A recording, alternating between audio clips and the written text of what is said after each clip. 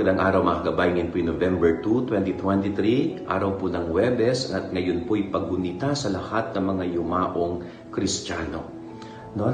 Marami pong Kristiyano ang namatay, no? Kabilang na po dito yung mga mahal natin sa buhay.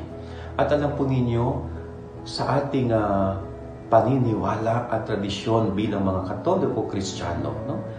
Hindi lamang natatapos sa buhay na ito ang buhay ng isang tao, kundi nagpapatuloy sa buhay sa kabila.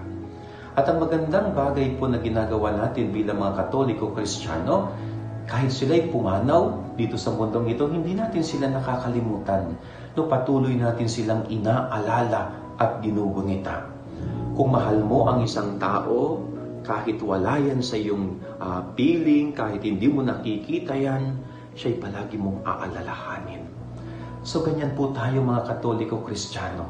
Kahit pumanaw na ang isang mahal natin sa buhay, hindi natin kinakalimutan sapagkat sila'y mahalaga sa ating buhay, sapagkat sila ay may parte, may lugar sa ating puso.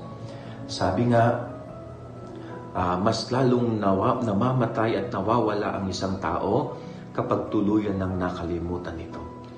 Sana huwag natin kinakalimutan ang lahat ng mga nangamatay. Yan ang ating gabay-aral ngayong maghapon. God bless po sa inyo lahat. Pagpalain kayo ng Panginoon.